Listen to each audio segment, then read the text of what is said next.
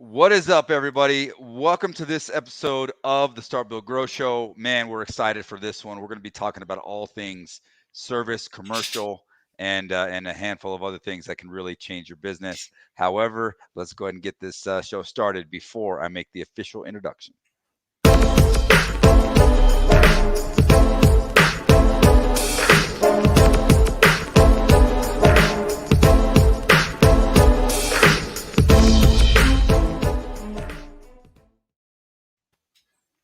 What is up, Mr. Bryan Mitchell, friend of mine. He's from the Sales Transformation Group, and we're going to dive into your story here in a minute, though. But the time I've got to connect with you, man, it's just a wealth of knowledge in building out a service department.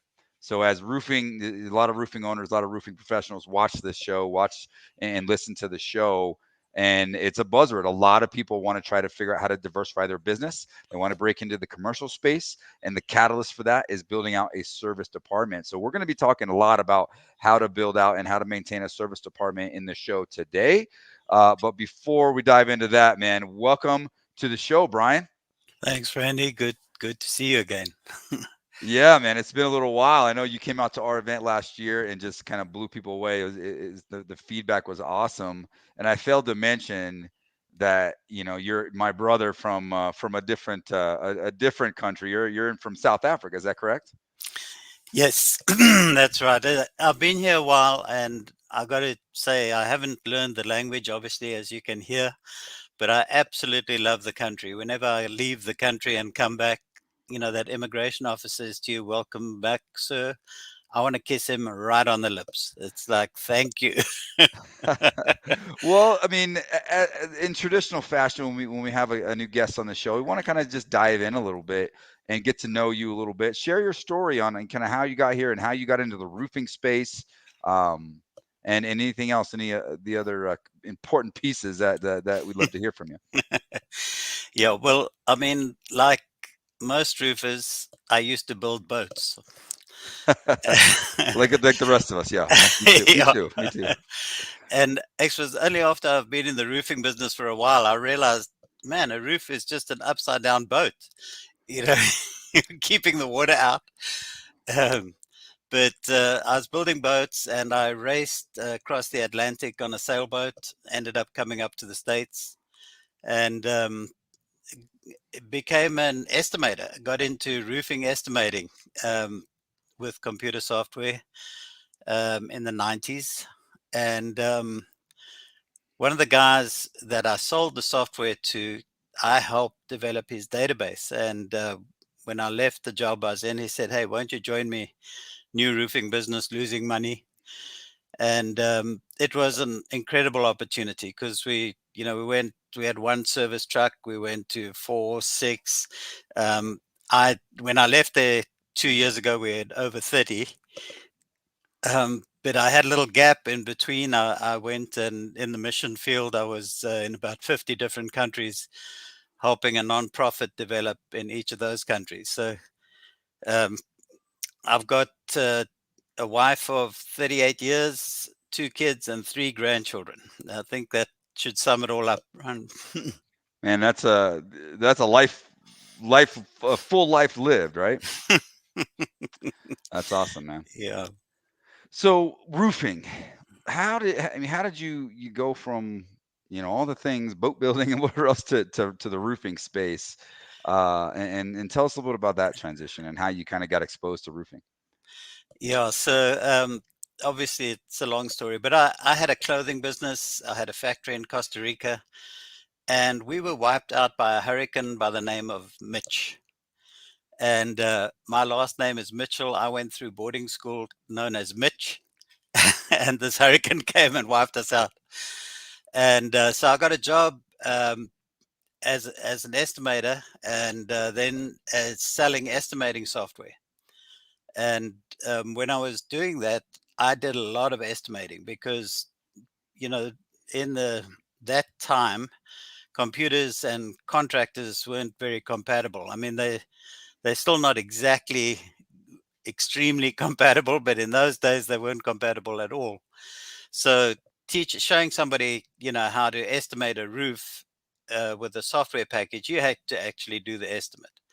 And so that's how I got into estimating. And then when I left that job, got hired by somebody I had set their database up for roofing, for re-roofing, with an estimating package, and he hired me. So that turned out, you talk about providence, but that particular office was less than half a mile from my house.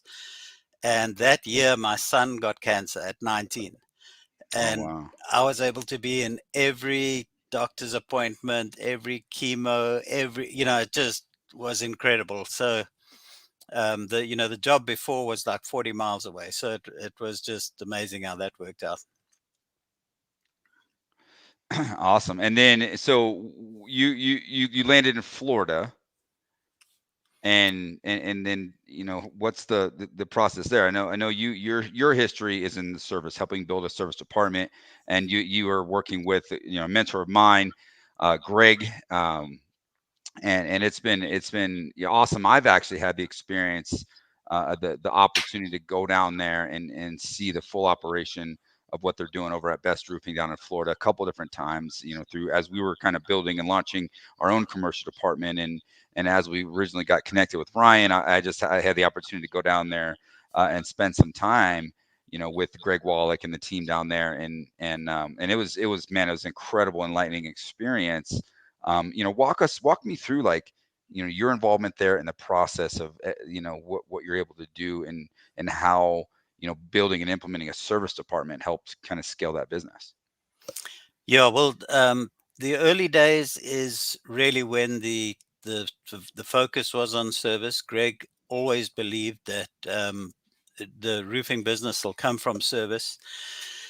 And Greg's one of those guys. I mean, I've always said to him, your theme song is "I get knocked down and I get back up." He's just, but because he built that service business, when the financial crisis in 2007 and 8 hit, um, the service business just continued. The re-roof business kind of went down considerably, and the service business continued, of course, because people had to stay dry.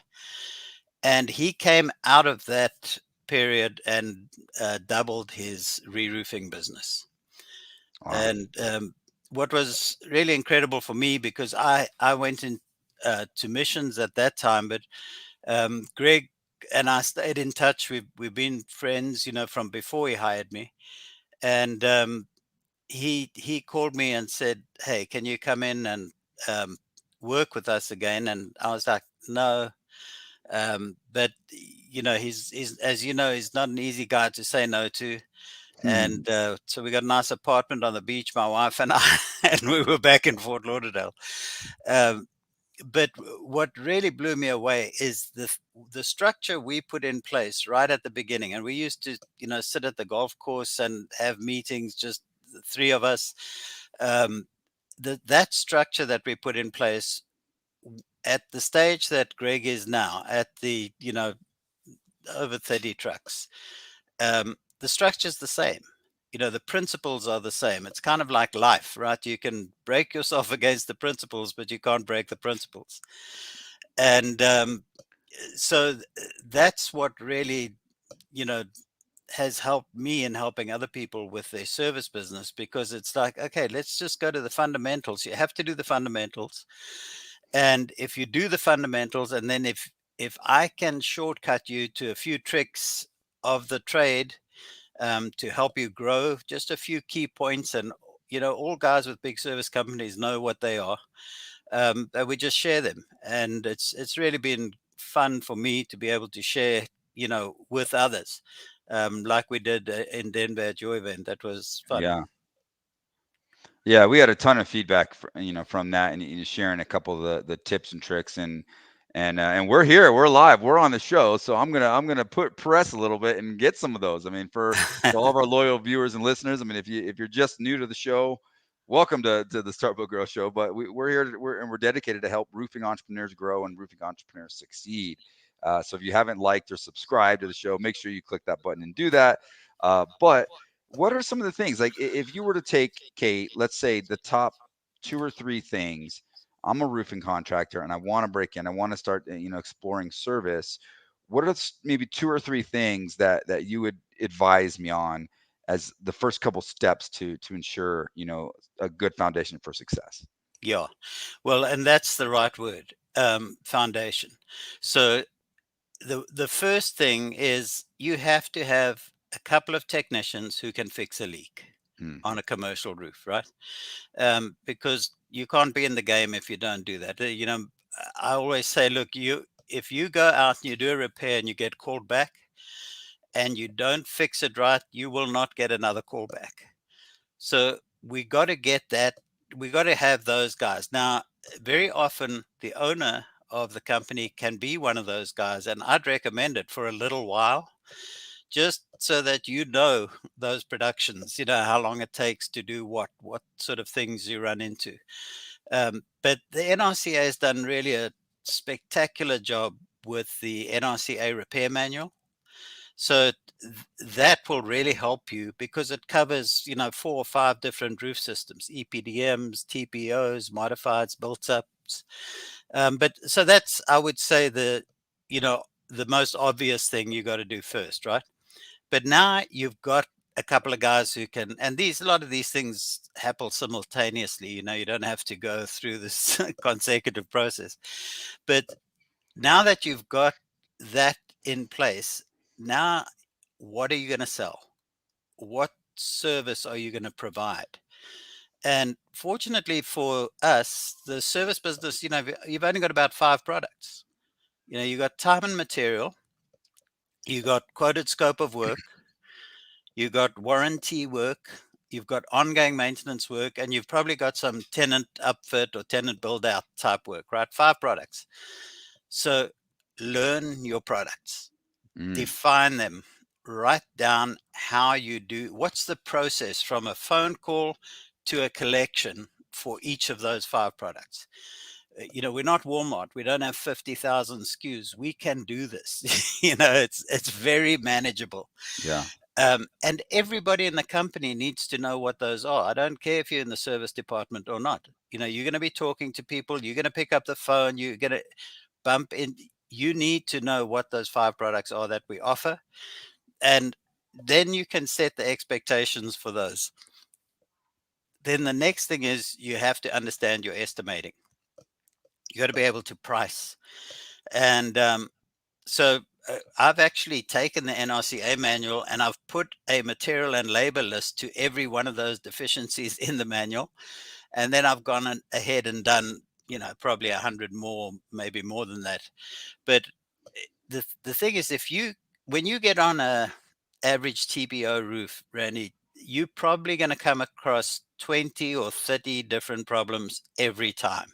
Mm, It's not like there are hundreds of them. They may show up in hundreds of different ways, but if you agree with that, then let's estimate those 20 or 30 before you go, because now you mm, can get on that roof and you've got a unit price list. You can you've got it pre-estimated. So put a description of the problem and the solution, the name of that problem, and your dollars that you're going to sell it for, and you've got a proposal. So you can really knock it out quickly. You don't have to make this complicated. yeah, I believe like with that process, there's a couple things to dissect here. With that process of kind of having your SKUs, if you will, like pre-built on, if I'm gonna, repair a seam or do a outside corner, inside corner, or a flashing or a penetration or something, as just a couple examples, come up with a valuation of how much time it's going to take, time and materials of what's going to take and what your markup margin needs to be. And now you have that SKU. Say it's, one square foot of a leak repair with a patch or whatever costs X amount of dollars. Yep. Have that built in. And now you can train somebody to go out, especially like for us, what we were able to do is, our some of our lead service techs, we train them on how to do their own estimating. I mean, they're on the job site. They know what it's going to take, how long it's going to take to do it. So why not get them trained up on how to do the estimate and then incentivize them? They get a little bonus if the client buys from them. That was just a little takeaway that we've seen a lot of success with. Absolutely. And, the other side of that coin is I can now train a salesman how to inspect a roof and sell roofing. Yeah. So I don't have to rely on roofing knowledge. All I need to do is teach him how to recognize a deficiency on a roof. I've got a description of the problem, the solution, and the selling price. Take a picture. There's your proposal. Yeah. And the last three guys that I trained personally without roofing experience. One of them is now the top re-roof salesman for a $65 million company, and the other two are selling over $1 million. In fact, perhaps even over $2 million a year in service. And these guys came without experience. Yeah, I mean that's just the power of having and there's the core takeaway. You've heard that if you've ever listened to any of these shows, you've been on or watched or listened to these shows. I mean, we preach heavily systems and process, right? You systemize everything, and this is a prime example of if you can systemize even this process, the estimating process, and put a good person in front of good people, good things can happen. I mean, you're talking $1 to $2 million in just service alone. I mean, there's 95% of companies out there never even do that in total re-roofing, let alone a handful that are doing this just in service. But what the takeaway is, there's a huge market for this. And if you're trying to get into commercial, stop trying to just compete and just go after those whales, because that's a much bigger pill to swallow. That's a much bigger mountain to climb.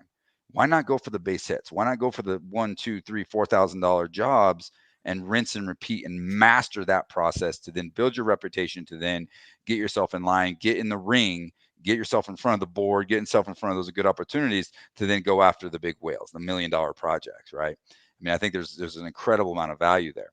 And another thing, that I was thinking about as you were explaining your process, and this is one of the things I did take away, quite a bit from Best. I mean, when we went out there, they had a sheet that, I remember Greg telling me about this exercise where they literally just brought the team in and they just said, "All right, step one, what do we do?" And as simple as it sounds, it's so profound in any business, whether you're building a roofing company or you're just a new entrepreneur trying to just get into business in general. Man, I can't tell you how powerful a whiteboard and a few people are, because we recently did this again in our, we had some turnover and some different things, within our own commercial department. And I brought the entire team in, brought them lunch. We sat in there for like almost a whole day. I have a big monster whiteboard in our office, and I had the team contribute, and we went step by step by step by step, the customer journey, all the way through what happens with a commercial re-roof, from the inspection process to all the documents that we need to our form. We have a kind of inspection form that we do. And in doing that process, we drastically changed our efficiencies. We found a number of redundancies, a number of things where we were going to the job site way more times than we needed to be. If we were to just make a couple of adjustments here, and get the do a couple more things on the front end to then set up the job walk, to then have the right people on the job up front, to then get all the information we needed to estimate that job properly, to then move the whole process along, drastically increased our efficiency on these projects. But the takeaway there, and you mentioned this, I mean, with service, is what is the step-by-step process to follow? Apply that to anything in business: residential sales, residential insurance sales, service, residential service, commercial service, commercial full re-roofs, solar. I mean, that's all just in our space, but apply that to any sort of business. That is a huge takeaway. If you're listening to this podcast today, get in front of your whiteboard and literally visualize the customer journey all the way through, step by step, what the customer is going to go through when they hire your company to do a project or do a job for them. And that's a great initial step in creating a standard procedure that you can build on for the rest of your growth journey in your business. Yeah, exactly. I call it putting it. I put service under a microscope, and I came up with 26 steps to do a service project. 26 steps. But you know what? Somebody once said this to me. It's like whack-a-mole, because if you have those steps set up and you've done that once, now you've got a problem in your business. You got that mole that jumped up that you got to now whack. you can go to that step and say, well, are we doing the right thing? Are we doing it the way we said? If we Hmm. are, what's wrong with it? But so you got a blueprint to really keep yourself on top of things. And the other thing is, if I could encourage guys to get into service, is all roofs leak sometimes, right? And I feel like there are three things, and maybe you can add to this, but three things that definitely cause roofs to leak. Right. The first one is an act of God, right? There's not much we can do about that. We're going to get storms and that sort of thing. Hmm. Um, the second one is an act of idiot, right? Yep. It's, the HVAC guy dropped the panels, you find a bullet up there, or people with high heels are walking around on your TPO roof. And the third, Cigarettes, right? cigarettes, yes. And then the third one is lack of maintenance. And really, maintenance takes care of all of those things. Over the years, the roof is going to degrade regardless of maintenance, but it'll degrade much slower if you keep that moisture out of the insulation, right? So it's really a simple formula. And now you can go onto a roof, and instead of saying, let's tear this thing off and give it open heart surgery, let's fix it. Yeah. Let's maintain it.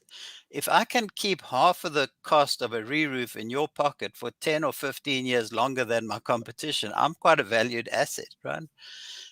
Average re-roof for commercial is probably 400 grand. Yeah. I mean, what's a few $1,000s a year just to make sure that roof is in tip top shape, and you're getting rid of the bullets and the nails and the scratches and all the things that can cause just an incredible amount of damage down the road. I guess let's talk about that a little bit. I'm out of my own curiosity. I'm trying to grow and get more maintenance agreements and contracts. What are some key bullet points there on how to add that to our business? Some of it is stories. I've got a great story of a roofing contractor in South Florida who hadn't been on his own roof. A bottle blocked the drain, and his roof landed on his lap in his office. So you look at the footage of a hurricane just recently going through New Orleans area. There's a whole roof system lying on the deck in the street in Canal Street.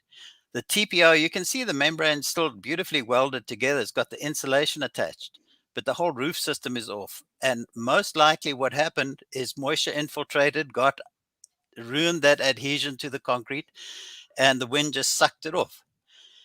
So that's the one side of it. The other is explaining that I can keep half of the re-roof money in your pocket um, by having this maintenance program. And then the third thing, and I think the most valuable and incredible way that you can become useful to building owners and property managers, is to educate them about commercial roofing. Mhm. Um, Property managers need annual ongoing education credits. You can actually get accredited to teach this stuff if you want to. But if you're teaching, and who does this a lot is restoration companies. Restoration companies go and do dog and pony shows all the time to show how they would rescue you when you have a crisis. Well, we should be doing that with roofing, because probably there's a fair percentage of the people who work in your roofing business who don't understand roofing. So build yourself a PowerPoint explaining commercial roofing and go and show it to people. They appreciate it, they learn from it. And if you have a problem, you're going to go to the guy who educated you. Yeah, exactly. That's great. And that's you just gave away a huge opportunity there. Because you can apply that across the board. Because a lot of professionals, whether they're property managers, insurance agents, real estate agents, they're all required to have some level of continued education on an annual basis. They have to earn certain points. And I don't know the exact company offhand, like the program offhand, but if you just search that out in your local market, you can definitely get certified and get credentialed to go in and be an industry professional in a number of different areas to be able to provide that continuing education. And now you set yourself up as an expert. You're now the industry go-to expert and who do you think they're going to want to go to when they need your services? So that's a great takeaway. And we're going to carry on here in just a minute, but first off, this show would not be possible without our amazing sponsors. So we're going to take a minute just to give them a shout out. If you aren't using Job Nimbus, you should be. The effects that it's going to have on my personal life, I can see is automation is going to change the way I live. We've been able to eliminate all the paper, all of our paper files, and actually everything is online for us now. Are you sick of what passes for leads these days? What's wrong with share leads? Or Facebook ad leads? Yeah! Not much, unless you want to be the lowest bidder on every job. I wear a lot of hats, but search engine marketing and website, I've passed off to a Google specialized team.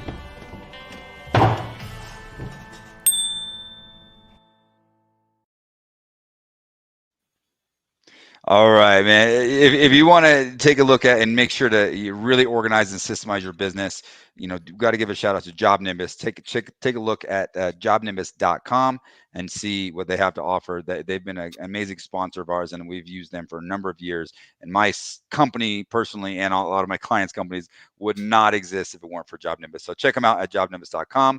And then my man Tim, with the creativity. Tim Brown at the Hook Agency. You can go to hookagency.com and get a free evaluation of your website and really get to industry professional that specializes in roofing to really help you dominate your local market from an SEO perspective. Thank you for that. All right, now back to it. We'll be wrapping here in a few minutes, but I want to kind of while we got Bryan on the call here, I want to continue to dive in on your journey and so you worked with with a helping grow a company down in Florida that went from, I think 20 million up to 50, $60 million a year. And their service department is doing more volume than most of us do with our entire roofing companies. And then from there, you saw an opportunity to really, and you have a passion of, I know that's one thing we've always connected on. We have a passion of serving and helping others and sharing our knowledge and want to help others grow. So talk about your transition out of there and now where you are now and what you're doing nowadays. Yeah.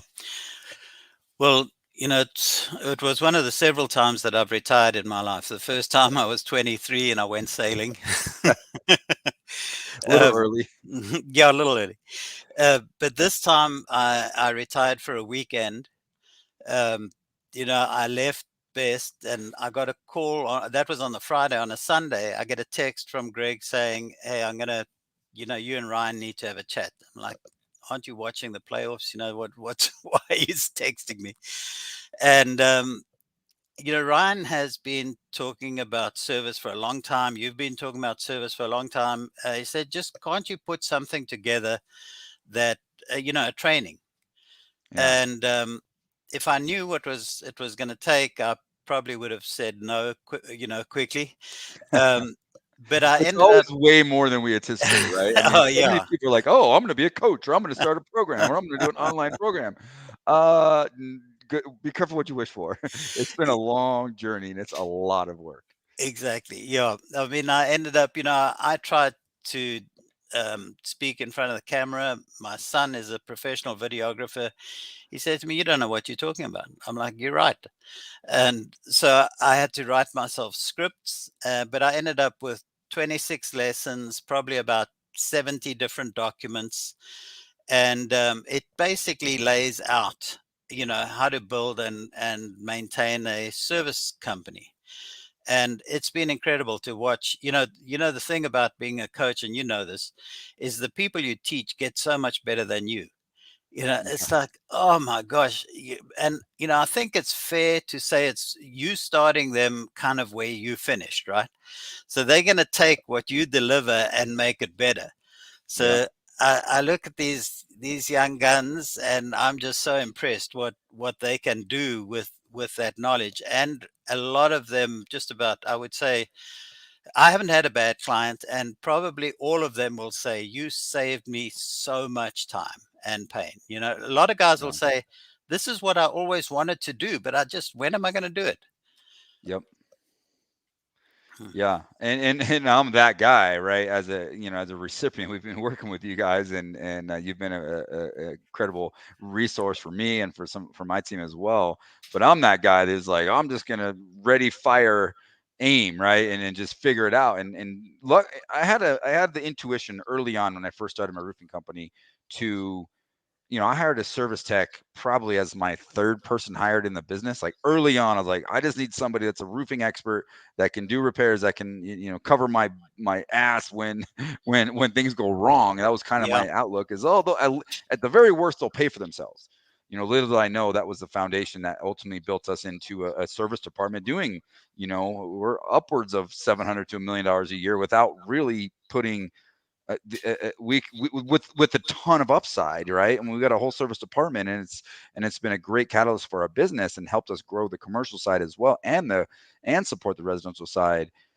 But we learned a lot of hard lessons, and if I could recommend anything, is you know why would you go through the pain of trying to figure things out on your own when there's people out there, with more experience than I've even been alive that's willing to share their knowledge, such as Bryan and the whole team at Sales Transformation Group. So thank you for your commitment and service to the industry. But the takeaway there for anyone young entrepreneurs listening to this is, you know, knowledge is power, and the more you can get, the faster you can get it, the more you can exponentially grow your business and scale your career. And there's a lot of great professionals out there you can lean on to learn and help avoid some of the mistakes that some of us hard-headed entrepreneurs that made ourselves, as we wanted to learn everything ourselves early on in our careers, right? No, exactly. And for every dollar that you do in service, you'll do $4 or $5 in re-roofing. It just happens like that because service gives you a lot of clients that you're helping. Yep. So you get to a restoration or go over, reskinning or torching a cap sheet or doing a coating. A lot of that work you'll get without even anybody else bidding it. And then the re-roof you'll get to bid, and quite often you'll get the last look Yeah. because you've kept those guys dry and help them really. You know what? I got a story on that too, and unfortunately, this is a situation where we lost a large job, and a part of that was because not because we weren't the best company. Like it came down to a HOA board to take a vote, and we missed it by one person voting. And the biggest difference was we had the best presentation. We came in over, like, all the things, all the value adds, and just really dominated all the the build up and the estimate and all the professional tools, such as such as Engage and Sumo Quote, some of the other tools that we mentioned on the show, where we had, an incredible presentation, an incredible, handout, and great, we blew them away. But the final decision came down to, this company has been servicing our roof for the last 2 years, so they felt like it was important that they gave that job away. Yeah, And we were absolutely. right on the money, like very low. We might have even been a little bit cheaper or right close to the price. And it came down to service. That alone was well over $1 million job. That if we were to have serviced that roof a couple of times a few years ahead of that, we would have put it right in the books, right? So we've take that, we learn from that, and we focus a lot of energy on just hitting those base hits and doing those service jobs and providing, communication and great service and backing up our word and showing up on time and being professional, and all the little details that I'm sure is in your program and in your detailed list you built there. So valuable, guys. Well worth, the investment of your time and energy to build out a service department. All right. So, oh, go ahead. Did you have something else on that? I was going to say the fact of the matter is material manufacturers, most of them require it, right? You get an NDL, it requires ongoing maintenance and keep records. So many people have the roofs that aren't even aware that they're supposed to be doing that. So just right there, you're providing a service. Yeah, absolutely. So, lots of great takeaways. If you're not already doing service, make sure to do service. And before we go in traditional Start Build Grow Show fashion, I'm going to put you on the spot, but I'm going to give you a little preemptive warning here that we want your best golden nugget. We want your best takeaway. From, it can be, just a piece of life advice, a piece of advice that you would give to another entrepreneur out there. But before we do that, if I want to carry on the conversation, I want to connect with you. What's the best way to do that? Randy, I usually just give my cell phone number out. But That's the guy you're dealing with. This guy, his time is worth more than gold, and he's just going to give you a cell phone number. So get ready. Here we go. Pull over. If you're so, listening to the podcast, pull over right now. But don't wreck, right? Don't crash. But you're getting the one and only Bryan Mitchell's information here. Let's go. it's 954-268-6938. So 954-268-6938. Is that correct? Yeah, that's it. Okay. And your email, is it just And Bryan at Sales Transformation Group? yes, at Bryan at salestransformationgroup.com. And of course, salestransformationgroup.com. Somebody will reach out to you if you want to chat to them. But Awesome. give me a call. And for those of you who are listening, again, if you're listening, we got more listeners than anything else, and it's BRYAN, so not IN, BRYAN at Sales Transformation Group, all one word, .com. All right, Bryan, thank you so much for joining me, man. And as with traditional Start Build Grow Show fashion, send us home with your golden nugget, man. Leave us inspired. So this morning, my 33-year-old son and I went whitewater rafting before. We were on the river by 7 a.m. We were at work by 11. We hang out. My daughter and I hang out. My grandkids and I hang out. It's not all about work. Take some time to build those relationships and enjoy your kids, because the grandkids come, and it's just it's all about priorities, right? My priorities, I've got 5 F's, and I won't say them all, but I look at those 5 F's on a regular basis. Is, do I have these in order? Fun. Am I having fun?